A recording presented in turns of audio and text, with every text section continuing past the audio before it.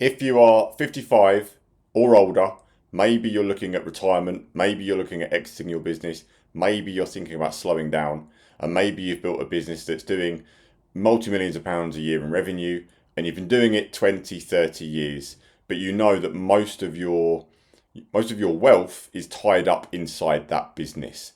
This conversation, this presentation is going to be very applicable to you because most owners that I speak to, especially, they don't have any succession plan. They've loosely thought about it. They've sometimes allowed themselves to think about what might be and what they could do at the end, but they've never really given it any real detailed thought or actually put any sort of substantial plan on paper and actually worked out how are they actually going to exit that business. Because let's be honest, getting out of a company is a very complicated, difficult process with a lot of moving parts. It's not just like selling your home where you get an estate agent round, you get a valuation, you put it on Rightmove and the highest bid wins. There are a lot more moving parts to a business, and there's a lot of emotional baggage to a business as well. Like I say, you've put 20, 30 years in. It's not just a transaction. It's not just about the money. It's about who you're selling it to. It's about your customers. It's about your staff. It's about the legacy. It's about protecting what you've built. It's your name. It's your brand. There are a lot of different levers to pull on with a business. And like I say, most people just don't have any form of a plan. So if you don't know me, my name's Dean Barton. I'm a real operator. I'm a real businessman. I've started businesses. I've sold businesses. I've got a lot of things wrong in business. I've got a few things right in business. And the real difference with that is that I'm not a broker. I'm not looking just at a fee for listing a business, which is what brokers are. I'm a real operator, real business owner, and I sit on the boards of businesses. I'm a non-exec on certain companies as well, and I work inside companies and I help owners transition responsibly and actually put the right plan on paper and then execute that plan. So it's a very big difference. So if you're listening to this, you're thinking, right, I'm actually thinking about selling my company. I'm thinking about getting a plan together. I am really uniquely positioned because I'm a real operator too. So I understand where you are coming from because ultimately, at the end of the day, I'm going to be selling companies that I own. I'm going to be selling more companies. I'm going to be exiting. So I understand the frustrations. I understand the pinch points. I understand the emotional baggage of owning a company. I understand the relentless execution and work that you've put into a company. I can relate and we're on that same level. Okay, so it's very important as a thing to recognize. And I deal with succession plans and conversations every single week. So really, I think it's important to understand and reflect on like where you probably are today in reality.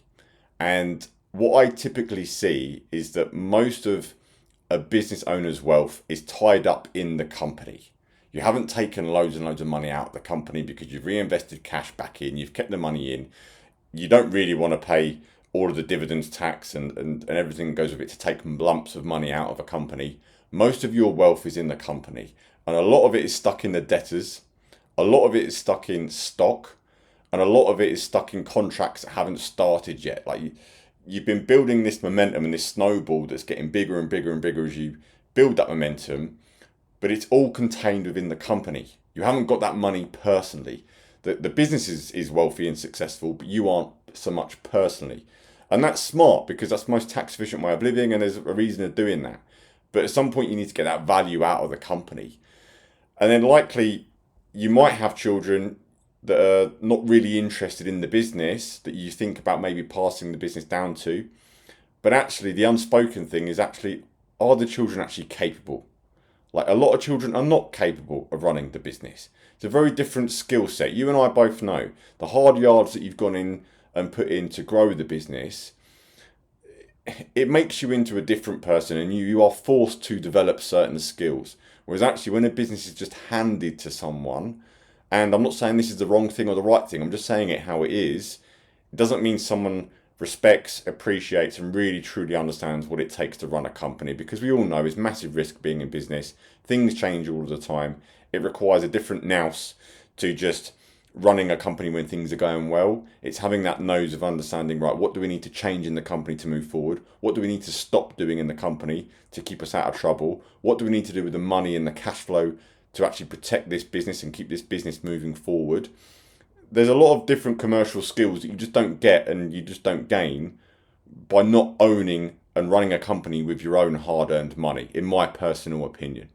And really, children aren't funded as such, like, so you have to hand them the business, and they're not really bankable because they haven't got the experience and the commercial intellect to actually run the company itself. So you are going to fund that transition if you hand that over to your kids. But the biggest risk is, are the kids actually practically capable of running that business? That's the question you've got to ask yourself. That's not for me to tell you. That's not for me to preach or anything.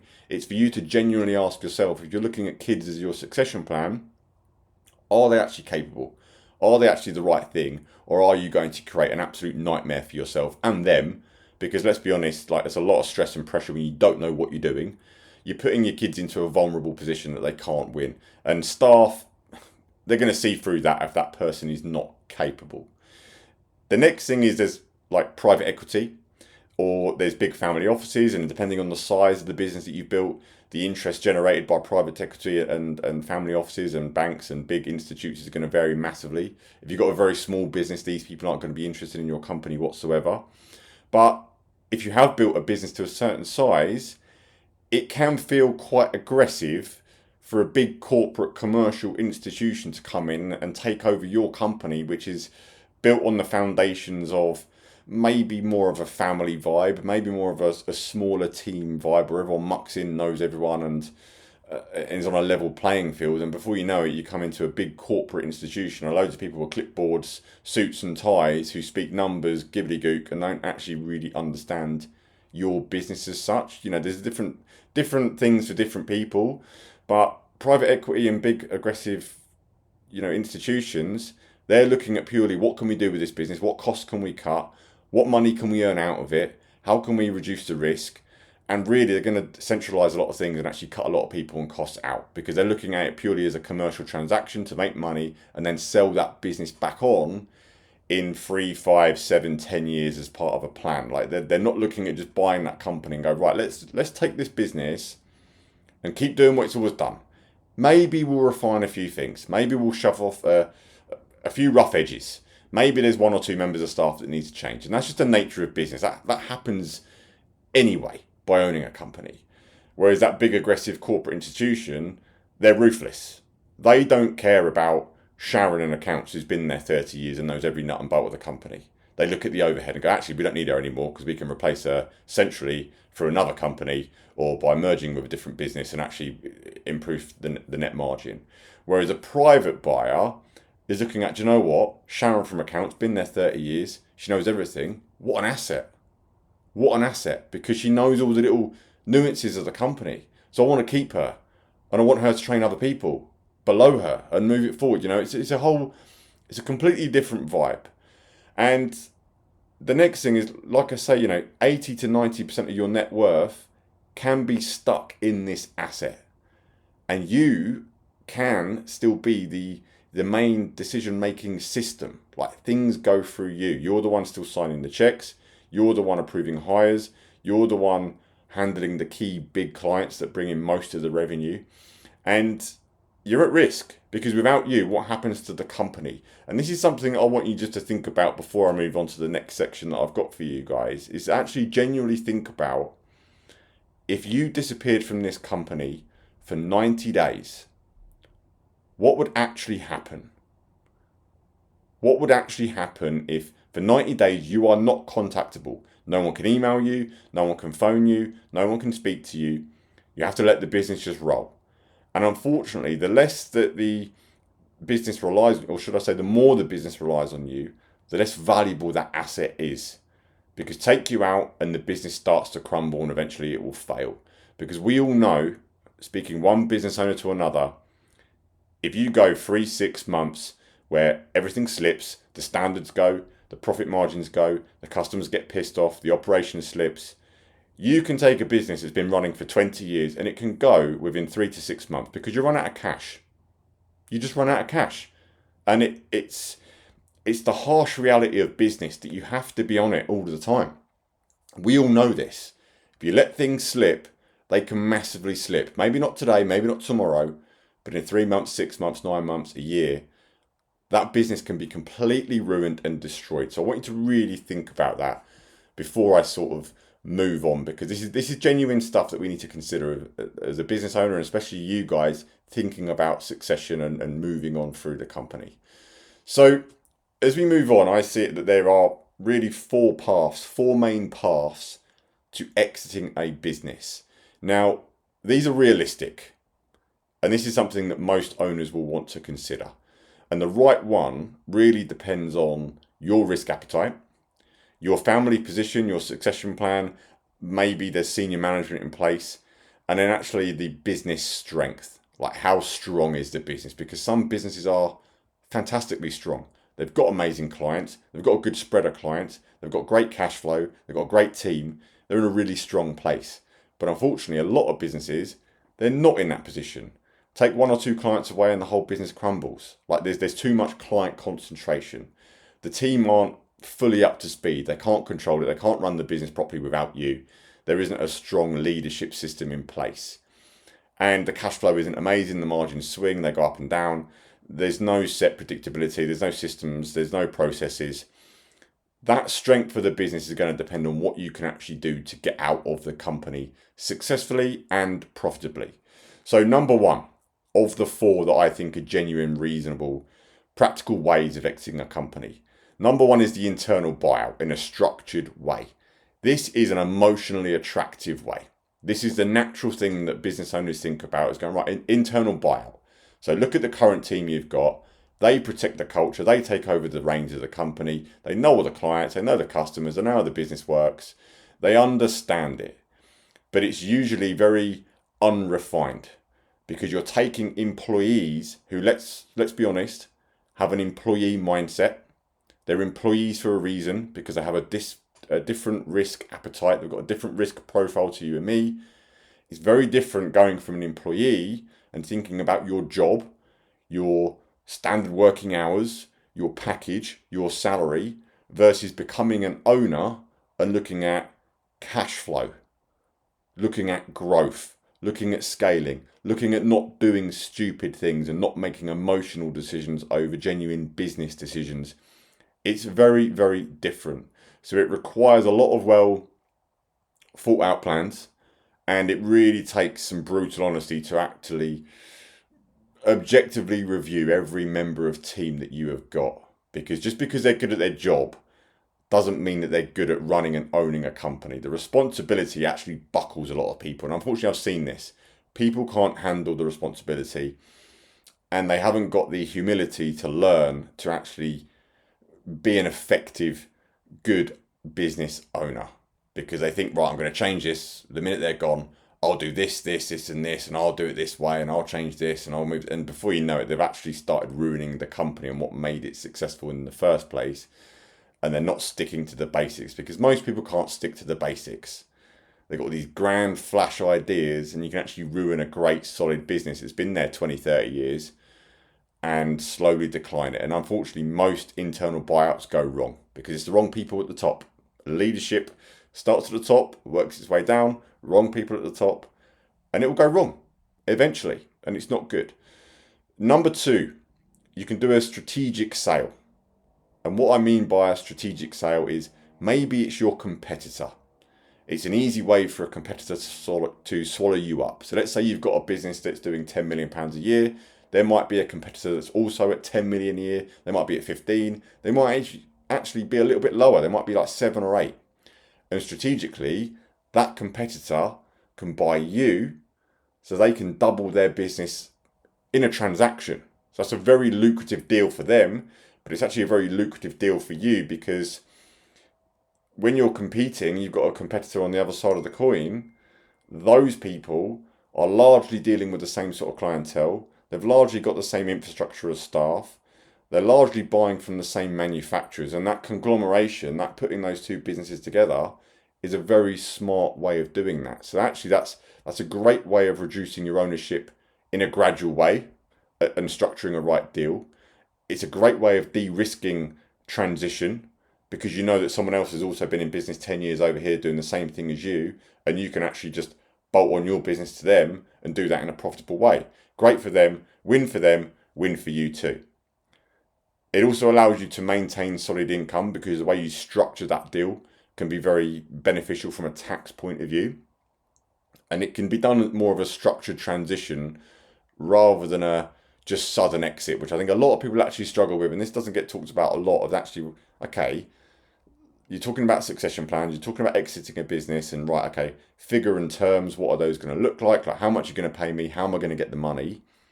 But then what actually happens to you? Like the day that you finish the business, the day that you hand the keys over as such, and that paperwork is signed, then what do you do? Like you've gone from 20 or 30 years of adrenaline, growth, pressure, problems, stress beyond belief. And then one day you don't own that company anymore. That is a massive identity shift and a massive gap in your lifestyle. So actually a structured transition for a lot of people is actually the preferred route of actually doing it bit by bit and handing over bits of the business, handing over bits of information that's stuck in your head that you don't realize is incredibly valuable, but it is, to the next team, the next people, the next company that's bought your business. There needs to be a lot of thought around that structured transition because it's a lot to take. And obviously in some circumstances, a structured transition isn't possible. If ill health comes up, if an emergency comes up and you just need to get out of the company, you can't do that. So your options are going to change. Like this is all stuff that you've got to think about. You know, people don't think about this, and quite frankly, people don't want to talk about it because it's a little bit uncomfortable to talk about. It's not the nicest thing to talk about.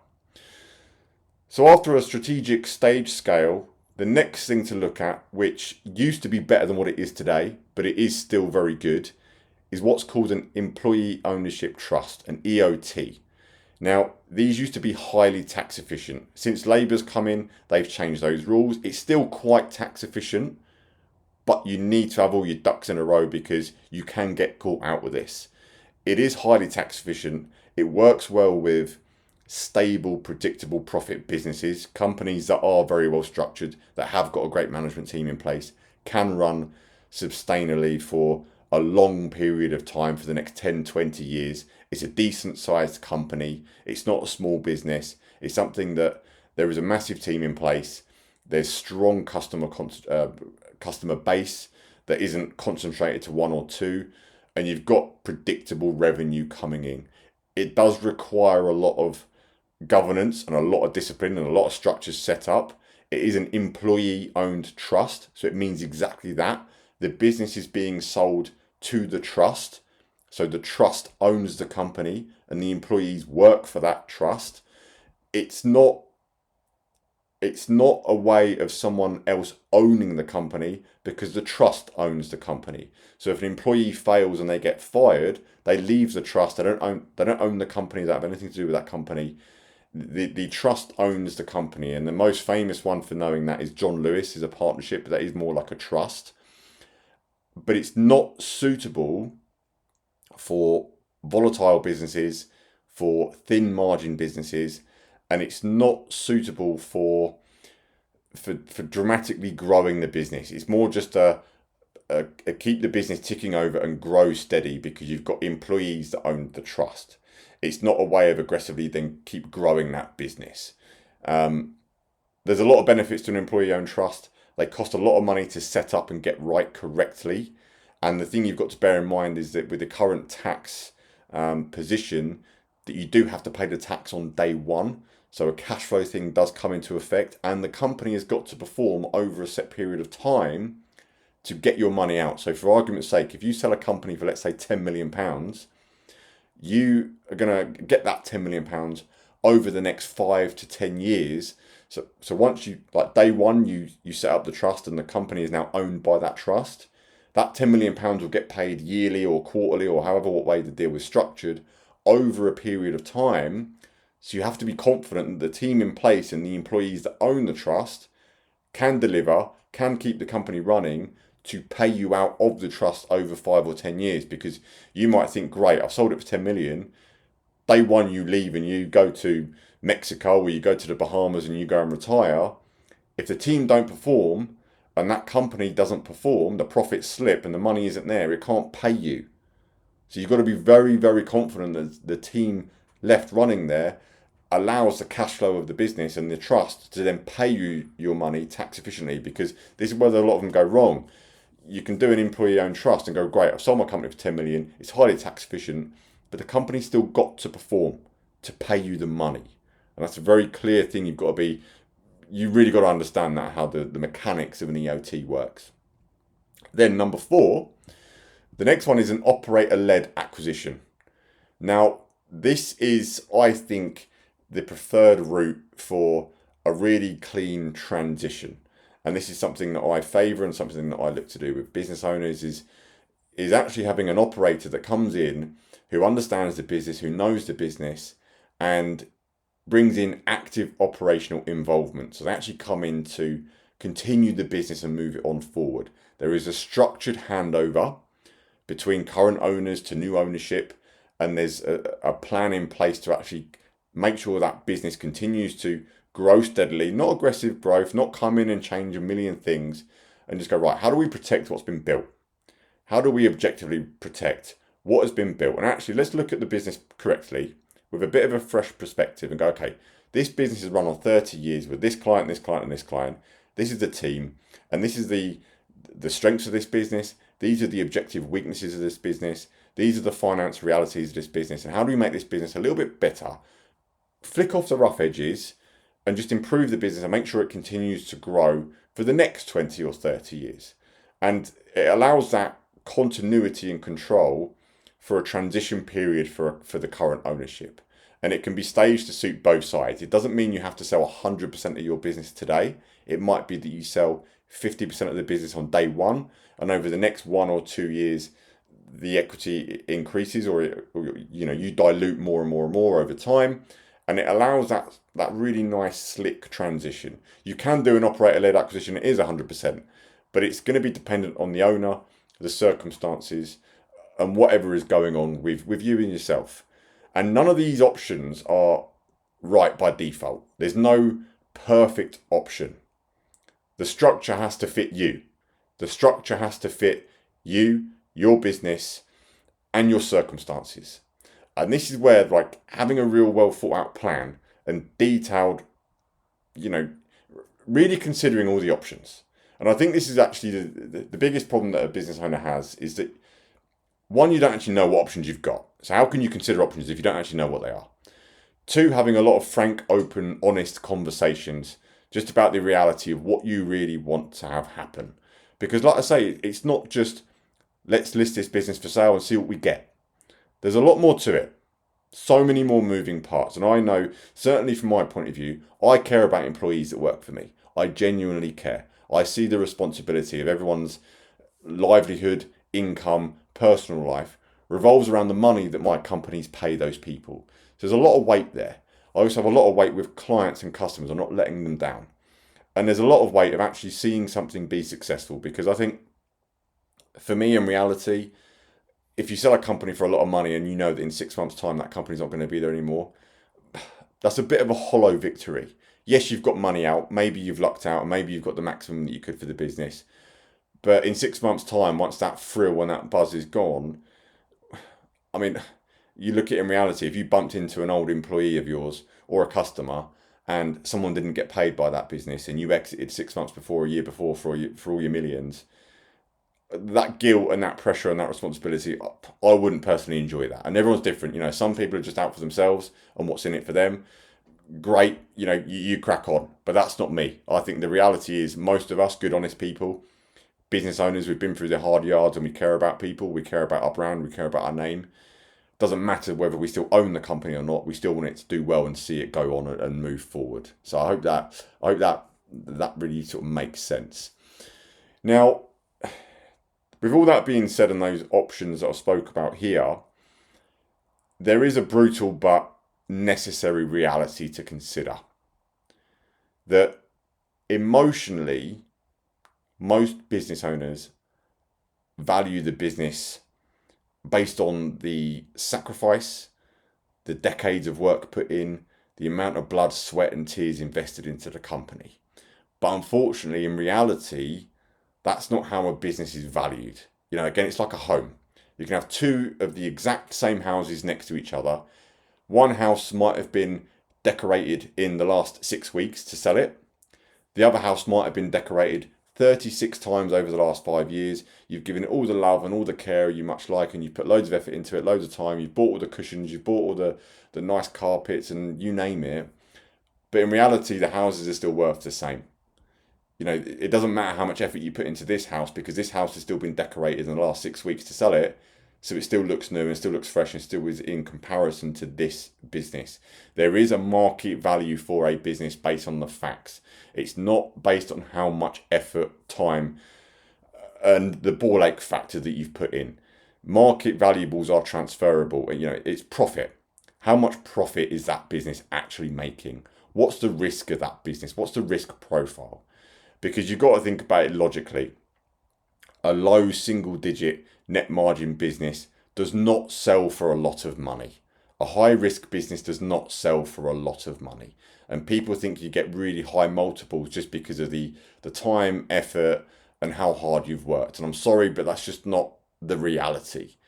And if you've got a business that's really heavy in working capital, you've got people that are customers that pay you over long periods of time. There's not a quick cash conversion cycle. A lot of businesses are, especially the industries that I originally come from, construction industry, you're 60, 90 days. There's a huge amount of risk. There's a huge amount of working capital required for the business. It's not as clean cut as, well, this business makes this much profit, so this is how much I want for it. Or I just want this much because that's how much I need to retire. That's not the right way of looking at the value of a company. And more so, if you are an owner that's central to decisions and everything goes through you, key man risk is a genuine problem of the business. The valuation of that business is going to be very different to a business that is high margin, it's low risk, it makes a shit ton of cash and a lot of profit, and there's a really good team in place. That's going to get a much bigger multiple on the net profit of the company, because the revenue and the top line figure is just one thing. It's just one thing. But clean, sustainable net profit is what impresses people. That's what impresses a buyer.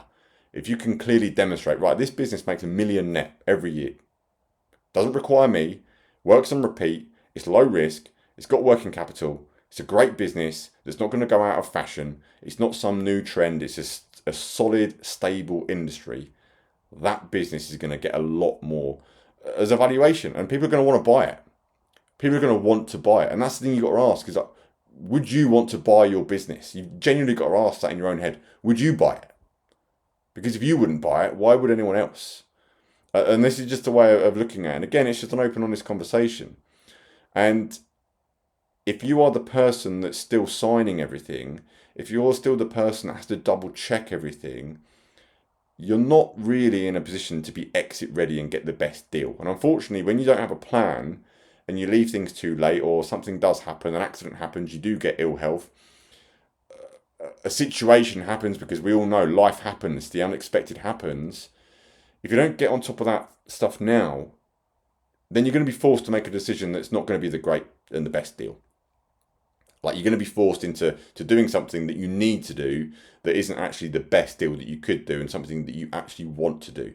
Because a real succession plan is not just a single event. A real succession plan starts 12 months, 36 months before you're actually looking at exiting that company.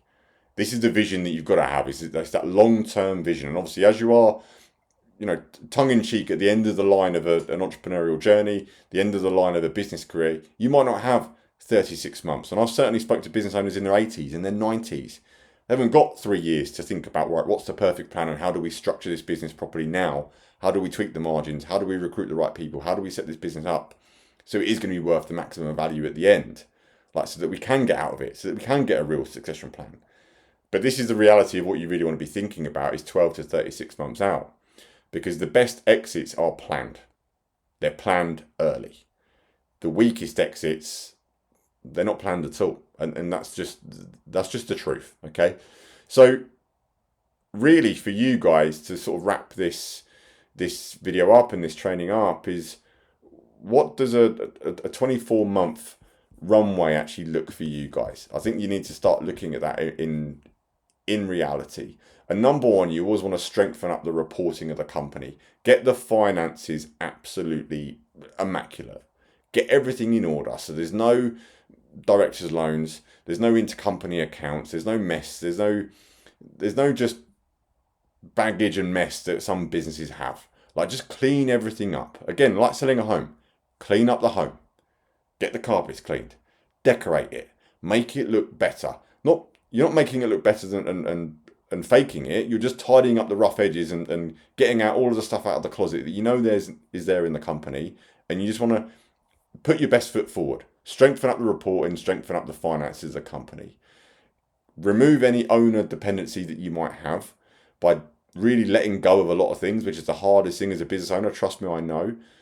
But letting go of things that you don't need to make the decisions on anymore, whether you're going to recruit new people or you're going to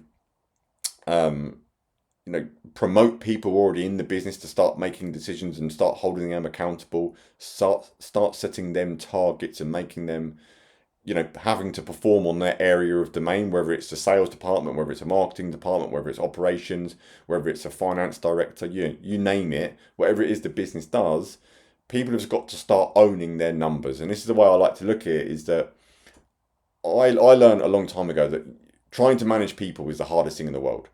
But actually trying to manage targets and figures and statistics and results in a business is a lot easier. If you hold people accountable to a number, if you know that every salesperson needs to convert at a certain rate, if you know that an operation department needs to deliver every project or service at a certain gross margin, and you've got certain costs for every department, you can run a business that way because it's based on the facts and the reality. And you really want to be looking at improving any margin problems that you might have in the company. Maybe there's work projects or customers that are the bad eggs. You shouldn't be working for them anymore. Maybe you want to get rid of them and actually look at getting one or two new customers that do pay the right margins, do provide the right level of revenue, and you can structure that and keep building that as you go on as a business progresses. And you're actually going to want to start thinking about the management structure you've got in place, what incentives they're on, what package they're on. Are they part of a management buyout, or are they actually part of the team where an operator-led purchase comes in and that team is kept in the business, but they've already got the right package and the structure and incentive to actually keep growing that business with the new ownership? These are things that you've got to look at as well. And you really want to start mapping out your options before committing to any of them. Like, this is not just let's think about succession for the next half an hour and go, yeah, great, we'll do that. This really is actually putting all the different options on a bit of paper or a whiteboard in a meeting room somewhere and actually having a genuine conversation and go, okay, option 1, option 2, option 3, option 4, pros and cons. What do we like about it? What don't we like about it? What is an ideal outcome for us? Are we looking for maximum value and we don't care what happens to the business? Fine, if that's you, that is what it is. Or are you actually looking at going, right, okay, well, this is the minimum amount of money we want.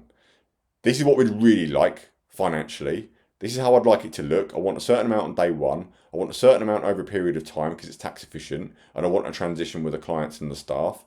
And this is what I want to happen to Matt in accounts, Sarah in finance. And this is what I want to happen to Tom, Steve, Ed, you name it, whoever's in your team.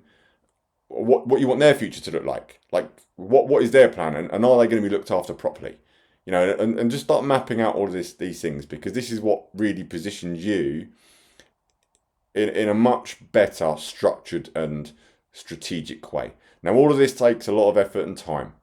And if you are currently in a position where you're just starting to explore options, it's on the radar that you need to do something about it, you're exploring those options, and you don't really want to commit to anything yet, you're not looking to go, right, this is what we're doing, we'll do it tomorrow, let's go. You're not doing it in a rush.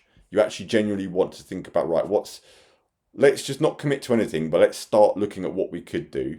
But you do need a bit of clarity around what you can do and what's realistic, what can happen. And you want to trust someone and have a confidential conversation who's not a broker, who's not looking just to get a listing fees, and they're not looking to just give you an inflated valuation so that you sign contracts and paperwork so that if you do sell one day, they get their fee attached to it, and you're in a contract, and you just want something that's no obligation, just a structured, solid discussion around your position, around your goals, around where you really want the business to go in the future and what you really want to happen. Then if you think that would be useful, there'll be a link around this video somewhere or below that you can click on. You can arrange a time to actually speak to me. We can have a frank, open conversation. I think you'll get the vibe from this video that I'm a normal, realistic person. If I think there's something wrong in the business, I'll tell you. If there's things that I think that are achievable, I'll tell you. If there's things that I think that you can't do, I will tell you. And we can actually just start mapping out what a real succession plan looks like for you in your structured business, because you will not find the answer on the internet or with a broker or with an accountant, because everyone's got different views and opinions, and you need someone who's got a business background to actually objectively go, look, I think you need to start looking at this. I think this would actually be the best route for you personally. And just having that private, confidential conversation that's controlled and just, easy to do, and just between two decent human beings, that's the best place to start. So there'll be a link, like I say, below around this video. You can arrange a time to speak to me and we can go from there. So I hope you found that useful, guys, and I'll see you soon.